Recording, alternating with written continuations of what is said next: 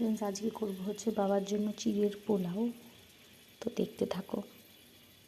প্রথমে কড়াইতে তেল দিয়ে আলুটা দিয়ে দিলাম, তারপর আলুটা ফ্রাই করার পরে ওটা গাজরটা দিয়ে দিলাম।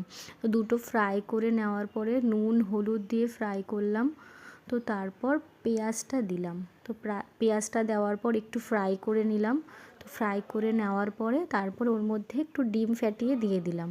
তো ডিম ফ্যাটিয়ে দেওয়ার পর যখন ওটা একটু ভাজা ভাজা হয়ে আসলো, তো তখন চিড়েগুলো দিয়ে দিলাম। তো চিড়েগুলো দিয়ে একটু নেড়ে তারপর নামিয়ে নিলাম। তারপরে বাবাকে সার্ভ করলাম। আর প্রত্যেক সময় খেতে দিলে একটু কমাও একটু কমাও, লাস্টে খেলো। এই যে রেডি হয়ে গেছে আমাদের চিড়ের পোলাও, বাবাকে দিতে যাচ্ছি। এখন এতটা খাবো না, খাও টুকুনি। এই যে ও বাবা, ভালো লাগছে খেতে? খুব ভালো লাগছে। ঠিক আছে, খাও।